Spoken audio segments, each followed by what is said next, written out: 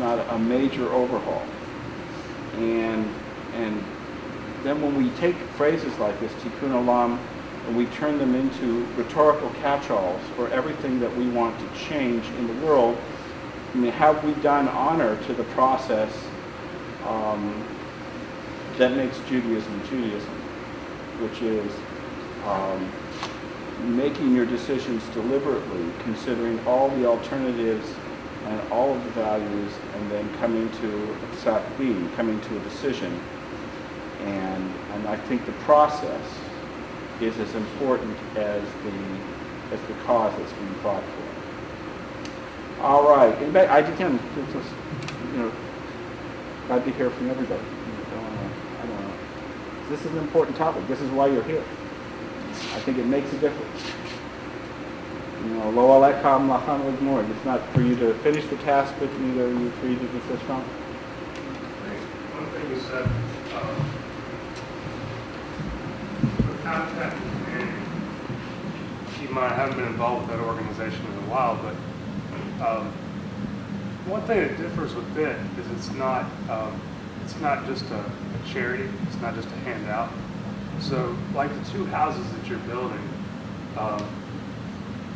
you're putting families in there that you're going to step up their quality of life so much. And it's going to build a stronger foundation for the children that live in that house to put them in a better position so that when they become of age, that they're better off to be able to move on to a more fulfilled, life. So what I think, I understand your point on, we still have the homeless situation to address. I think the work you guys are doing with Habitat is just really, really impressive.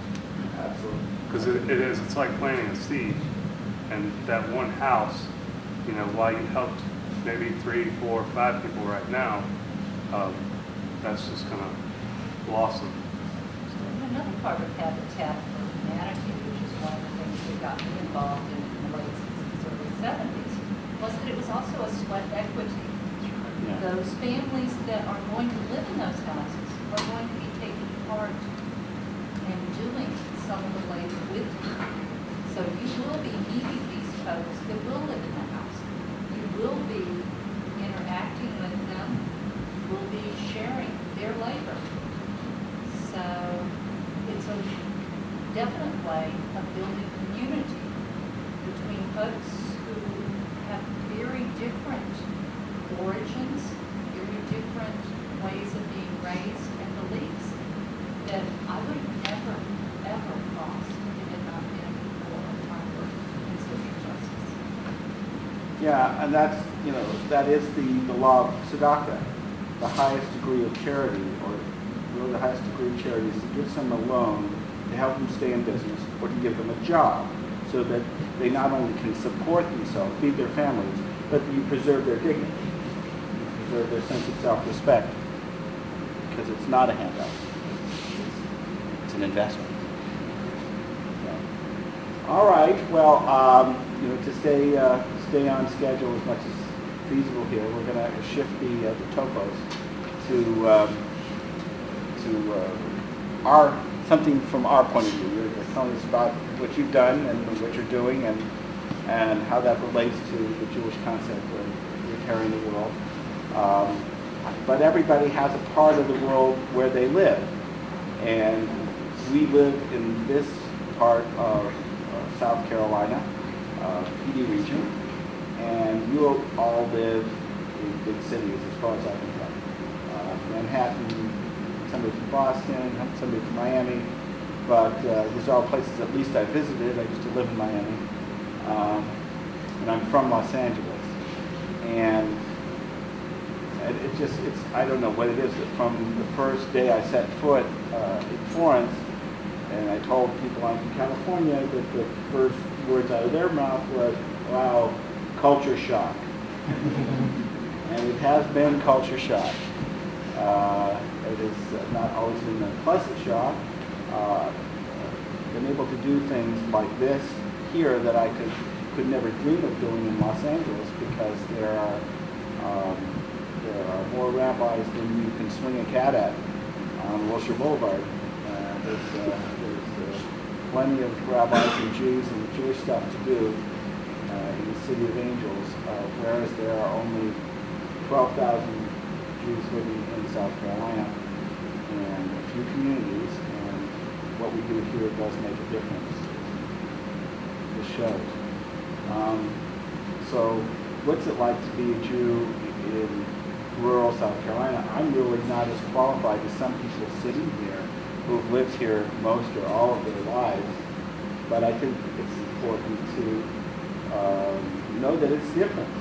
Even if you keep kosher, or even if you observe Taryag HaMitzvot, if you try to be a completely observant Jew, which some people have tried to be, not so much here, but more in Columbia or Myrtle Beach or Charleston, where there's more Jewish density.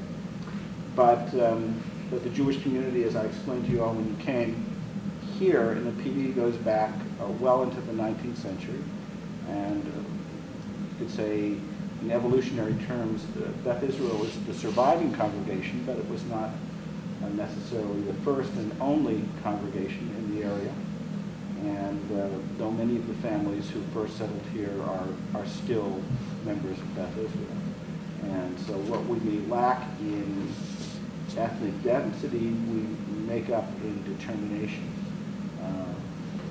to stay Jewish and to stay in Florence. So that's something that I think that those of us who lived in cities where, maybe there's a kosher butcher on every other corner, and there's a shul every mile or so, say in the San Fernando Valley where we came from, that's a different reality. And the Christians that you meet are generally nominal Christians. They're Christians who have heard of blizzards and bagels and Hanukkah, and they even pronounce it correctly. And so but down here it's an andrazach. It's a completely different experience. And many of the people you have met, you may be the first Jew that they have met. Certainly, when I was a teacher at my daughter's school at Burns, I was the first rabbi they had ever met. Okay, and they could never pay me enough money for me to show them my horns. Actually, I told them they're actually removed in a very painful operation. Rabbi, may I? Yeah. Say something? I was talking to Matt earlier and telling him that I have lived in South Carolina for 25 years. And I'm only 39, so that's pretty good. I'm working 42 years. But beside that, but I've seen a change in my time in South Carolina. The first 10 years were spent living in Florence from 1985 to 95 and being a member of the temple. I felt like I had a family community around our family at that point. Mm-hmm. And then when I moved to rural South Carolina, McBee, it's a small town 42 miles from here, I saw a major shock. That was culture shock. Coming to Florence from New York was not culture shock to me. The culture shock was going to McBee. And you can associate Ohio. You can associate. That's beginning. So it's like I have the only menorah in 12 miles in circumference, McBee, And I don't know. I'm not sure how far I can go with this, except there's culture shock and then there's culture shock. Yes, it's relative. And, so I'll just stop right there. Maybe that'll elicit some other comments. Since I can look around the room, is there anybody else who was born in South Carolina and lived here all their life? Half a love.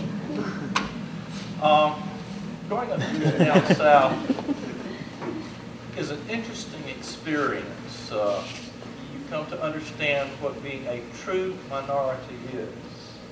When you've got 900 kids in your high school,